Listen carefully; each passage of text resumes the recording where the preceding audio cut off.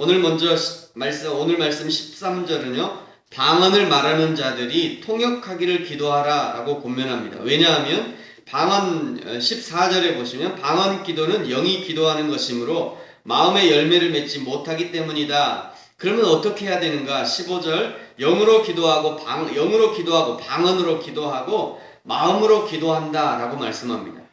영으로 찬송하고 또 마음으로 찬송해야 된다고 말씀하시죠. 이 말씀의 뜻은 방언하는 자들이 자기만 알 수 있는 기도나 찬송을 할 것이 아니라 다른 사람들도 알아듣도록 해야 한다는 것을 말씀하는 것입니다. 그러므로 방언하는 자는 통역하는 은사까지 받아야 한다고 말씀하는 것이죠.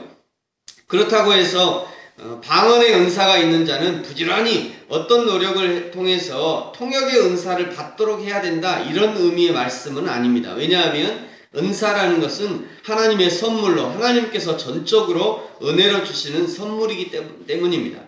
그렇다면 나에게 방언의 은사는 있고 통역의 은사가 없는데 그러면 어떻게 해야 되는가? 은사의 목적을 다시 한번 생각해 보면 쉽게 해결할 수 있는 문제인 것 같습니다. 14장 12절은 이렇게 은사의 목적에 대해서 말씀하고 계셨죠. 이미 바로 위에 12절에 보시면 그러므로 너희도 영적인 것을 사모하는 자인즉 교회의 덕을 세우기 위하여 그것이 풍성하기를 구하라. 은사의 목적은 교회의 덕입니다. 개인의 영적 성숙이 목적이 아니라 철저하게 교회의 덕을 세우기 위해서 풍성한 은혜를 구해야 하고 그것을 사용해야 된다고 말씀하는 것이죠. 그렇다면 교회의 덕을 위해서 사용을 절제할 수도 있어야 되는 것이죠. 교회의 덕을 위해서 사용할 수도 있어야 하지만 그러나 교회의 덕을 위해서는 절제할 수도 있어야 되는 것입니다. 또 어떤 성령의 은사라 할지라도 교회의 질서를 위해서는 잠잠할 수도 있어야 한다고 말씀하는 것이죠. 오늘 18절에서는요, 사도 바울은 자신 역시 방언을 말하는 자다라고 고백하고 있습니다. 우리 18절 말씀 같이 한번 읽겠습니다. 시작. 내가 너희 모든 사람보다 방언을 더 말함으로 하나님께 감사하노라. 아멘. 어제는요, 방언에 대해서 잠깐 말씀을 드리면서 여기 이 방언이라는 것은 헬라어로 글로사라는 단어를 사용하고 그것은 외국어를 뜻한다 말씀드렸습니다. 그러니까 사도 바울이 외국어에 능통했던 것 같습니다. 그러나 오늘 이제 이 부분에서는요, 글로사라는 똑같은 단어를 사용하면서도 헬라어로 외국어로만 번역하는 데는 한계가 있습니다. 이제 우리가 보통 알고 있는 하나님이 주시는 그 신령한 언어와 외국어를 함께 해석하는 것이 이제 적절합니다.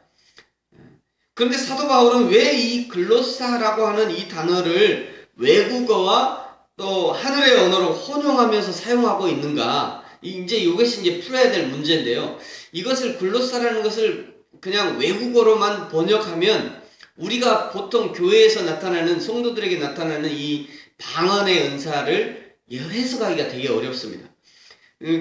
그러므로 이제 이것을 사도 바울이 지금 이게 혼용해서 사용하고 있다, 이렇게 이제 저희가 번역할 이해할 수 있는데요. 왜 이렇게 혼용해서 이것을 사용하고 있냐? 이것이 이 방언이 외국어와 비슷한 특성이 있기 때문이 아닌가 생각합니다. 둘 다 통역이 필요합니다. 둘 다. 그렇죠? 둘 다 통역이 필요하기 때문에 통역의 은사를 사모해라 라고 얘기하는 거죠. 또 둘 다 일반 사람들은 알아듣기 어렵습니다. 그렇죠? 또 둘 다 외국어로 말하면 알아듣기 어려운 것처럼 방언으로 말하면 통역의 은사가 없는 사람들 어렵습니다. 또 둘 다 믿지 않는 자들과 이방인들에게 복음을 전하는 유용한 도구가 된다는 이유로 방언의 의미를 혼용해서 사용하고 있다라고 생각이 되어집니다. 그러나 방언으로 1만 마디를 말하는 것보다 자신이 깨달은 5마디 말씀으로 다른 사람들을 하나님의 사람으로 세워가는 것이 훨씬 유용하다라고 말씀합니다. 우리 19절 말씀은 같이 한번 읽겠습니다. 19절입니다. 시작. 그러나 교회에서 내가 남을 가르치기 위하여 깨달은 마음으로 5마디 말을 하는 것이 1만 마디 방언으로 말하는 것보다 나으니라. 아멘. 5마디 말하는 것은 예언의 은사를 말씀하는 것이죠. 하나님의 말씀으로 서로 권면하고 위로하고 서로를 세워가는 것을 말씀하는 것입니다. 이것이 사랑인 것이죠. 은사는 우리를 남보다 더 신령하게 보이려 하려고 주신 것이 아니라 공동체를 세워가도록 주셨기 때문입니다. 공동체를 세우지 못하는 은사가 자신에게 유익할 리가 없는 것이죠.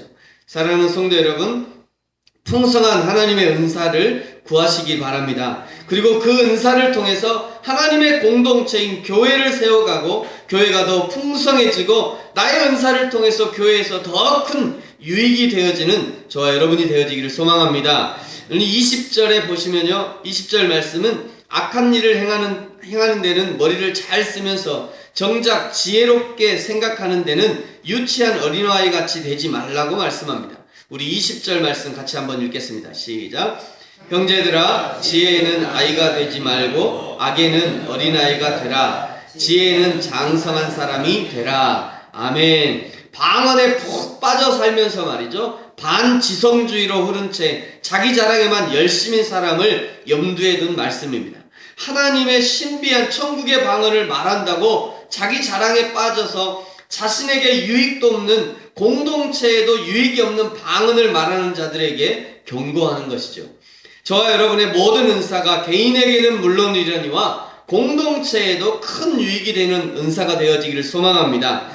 21절부터 이제 25절까지는 방언이 가진 신비한 속성을 잘 나타내고 있습니다. 21절에 보시면요, 방언으로 말한다 해도 믿지 않는 자들은 여전히 믿지 않을 것이다 말씀하고 있죠. 23절, 방언은 불신자에게는 하나님이 살아계시는 표적이 될 수 있지만 이미 신자들에게는 외국어와 같은 방언이 유익이 되지 않고 오히려 예언함이 유익함이 될 것이다 말씀합니다. 23절에 보시면 오히려 방언을 이해하거나 경험하지 못하는 초신자들이 공예배 때 방언으로 기도하는 것을 보고 미쳤다라고 오해할 수도 있다고 말합니다.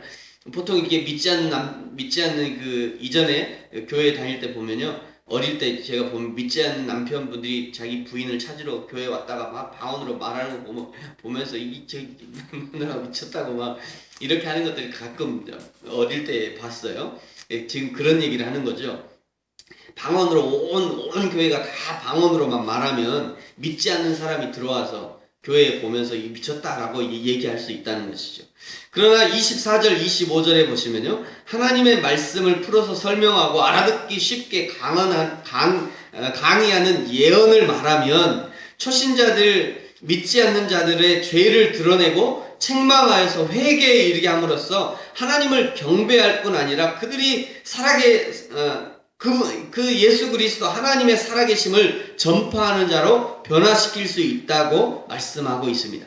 우리 24절과 25절은 같이 한번 읽겠습니다. 시작. 그러나 다 예언을 하면 믿지 아니하는 자들이나 알지 못하는 자들이 들어와서 모든 사람에게 책망을 들으며 모든 사람에게 판단을 받고 그 마음에 숨은 일들이 드러나게 되므로 엎드려 하나님께 경배하며 하나님이 참으로 너희 가운데 계신다 전파하리라. 아멘. 25절에 있는 말씀처럼 그 마음에 숨은 일들이 드러나게 되고 엎드려 하나님께 경배하게 되고 하나님이 참으로 너희 가운데 계신다 전파하게 될 것이다. 우리가 일반적으로 성경 공부를 한다든지 성경을 차근차근 강해해주면 이런 일들이 실제로 일어나죠. 실제로 그 말씀을 들으면서 내 마음에 숨은 의도가 드러나게 되고요. 또 하나님을 경배하게 되고 하나님이 참으로 살아계시구나 라고 고백하는 일들이 실제로 일어납니다. 25절이 바로 그런 의미인 것이죠. 그러므로 공동체의 덕을 세우는 것을 올바른 은사의 잣대로 삼는다면 선택의 여지가 없이 우리는 방언보다는 예언의 은사를 사모해야 된다는 것이죠. 방언으로 혼자 자신의 유익을 위해서 자신의 유익만을 위해 세우는 그런 것이 아니라 예언의 은사, 하나님의 말씀을 풀어주고 하나님의 말씀으로 권면하고 하나님의 말씀으로 가르치는 이 예언의 은사를 사모하고 예언의 은사를 받는 것이 공동체의 유익에 훨씬 유용하다는 것을 말씀하고 있는 것입니다. 날마다 묵묵히 하나님의 말씀을 듣고 묵상하고 실천하는 일이 한 번에 강력하고 화끈한 성령을 체험하는 것보다 덜 신령하게 보일지도 모릅니다. 우리는 일반적으로 그렇게 그렇게 생각하는 거죠. 날마다 변함없이 묵묵히 하나님의 말씀 앞에 나가고 매일 새벽에 하나님의 말씀을 듣고 묵상하고 그 말씀을 실천하려고 애쓰는 것, 그리고 그 말씀을 다른 사람에게 전하려고 애쓰는 것, 그것이야말로 더욱 확실하게 우리의 인격과 삶을 변화시키는 확실한 성령의 방법이 되는 것입니다. 말씀을 마치겠습니다. 사랑하는 성도 여러분, 저와 여러분이 공동체를 세워가고 하나님의 나라 확장을 위해서 귀하게 쓰임받게 되어지기를 소망합니다. 우리에게 주시는 하나님의 은사들을 통해서 나 개인에게 유익이 되고, 그리고 교회 공동체가 나의 은사를 통해서 유익을 얻고, 그리고 나의 은사를 통해서 다른 사람에게 예수 그리스도의 십자가의 죽으심과 부활을 증거하고 예수 그리스도의 부활의 증인으로 쓰임받고 살아가는 저 여러분이 되어지기를 예수님의 이름으로 축복합니다. 같이 한번 기도하겠습니다.